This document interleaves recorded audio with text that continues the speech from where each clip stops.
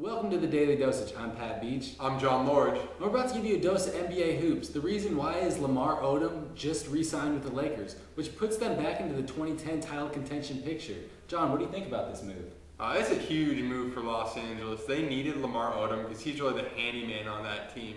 He plays the 3, the 4, and the 5 for the Lakers.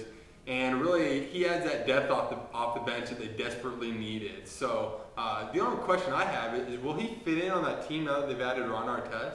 Oh, I definitely think so. Him and Ron Artest are buddies, man. They played AAU basketball together. They played together in high school here and there. You know, these are some guys that are definitely going to get along. Plus, I consider LAMAR Odom to be a chemistry guy. I mean, he doesn't really care about his stats. He's just in there to get the job done. And he knows that his value is when he makes big plays in big games.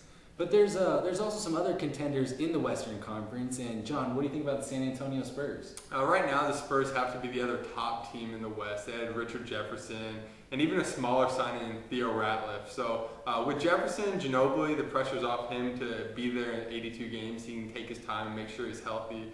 But health is a big concern for the Spurs because, you know, Tony Parker hurt himself this summer already. And I'm just kind of questioning whether or not they're going to be around come playoffs. I think they might be pretty banged up.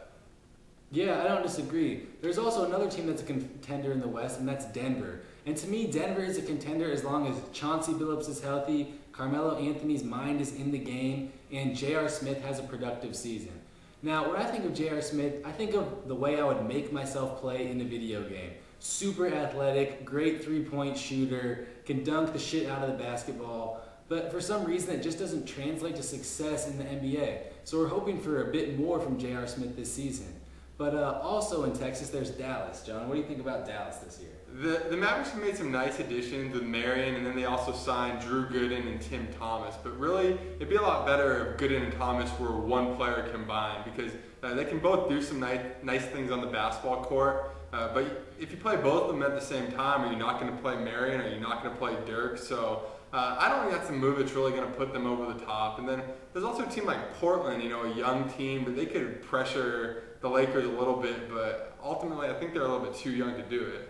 Yeah, Andre Miller could definitely help them out. He's really a step up from Steve Blake, who I personally just think is not a playoff level point guard. So another team in the West that gets a lot of publicity is Chris Paul's New Orleans Hornets. They just made a trade for Emeka Okafor. John, what do you think about that? It's a very good move. The Hornets get to upgrade defensively, and they're going to get a center that you don't have to worry about getting hurt every other game. So I do like the move for the Hornets, but really are they a contender? I don't think so. You still have Peja, and he's in and out of games, and they're just not deep enough, and they still have some guys like Julian Wright that are still trying to find themselves. So the Hornets, they're not really a contender. They're kind of that mid-level playoff team, I think.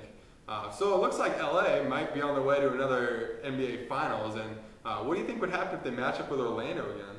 Well, I'd have to give the early advantage to the Lakers. Orlando has made some moves this offseason, getting Vince Carter and Ryan Anderson from the Nets, but they did give up a lot, or actually lose a lot. And one of those players was Hedo Turkoglu, who is really their go-to guy in the finals. He made a lot of plays for them. And it's going to be interesting to see how Vince Carter and Stan Van Gundy get along. Yeah, Orlando really shuffled the deck a lot over there, and so on paper they have some good players like Matt Barnes and Brandon Bass, but how do 4 new guys get along on a roster that already had some really good scores, you know? Yeah, definitely. That's a full roster right there, and especially because a lot of those guys play the same position already. But Boston made a great move this offseason by grabbing Rasheed Wallace, and what do you think that's going to do for them?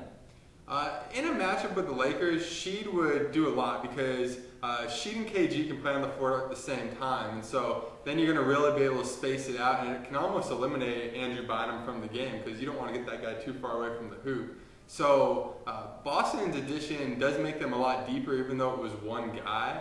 But one thing I have a question about is Ron Artest going up against Paul Pierce. Artest has been one of the better defenders of Pierce throughout his career, so that might be enough to stop the former Finals MVP. Yeah, it will be interesting to see when those two guys match up because they really kind of play a similar game. Pierce is a bit more polished offensively. Ron Artest is obviously a much better defensive player, but still, that was definitely a couple of Clash of the Titans right there. Also, speaking of teams that could get back to the finals, Cleveland should have made it this last season, kind of choked a little bit. John, what do you think Shaq's going to do for Cleveland? Shaq gives Cleveland experience and some leadership. We're not seeing a whole lot of leadership out of the coaches there in Cleveland. So I think that with Shaquille in the locker room, a big dominant presence, although it's still LeBron's team, when somebody needs to speak up and get the team focused, put the cameras away, things like that, I think Shaq will be the guy to kind of right the ship over there. Yeah, I really don't like Mike Brown. I think he is a horrible coach. The way he plays LeBron James is just terrible. If you have LeBron James, you need to get the ball in his hands and get him out of pick and roll situations. Why would you put a guy in a pick and roll situation where he can just be double teamed and then he is forced to pass the basketball? LeBron James can beat everybody he wants off the dribble anyways. He does not need a pick. They also don't put LeBron James on the block enough when he has a smaller defender. If Cleveland is serious about getting to the finals, they need to take the right steps and utilize the players that they already have. But I have a question for you, John. With Shaq coming onto the team as well as potentially Jamario Moon, do you think that that's going to hurt the team chemistry that everyone was talking about last year in Cleveland?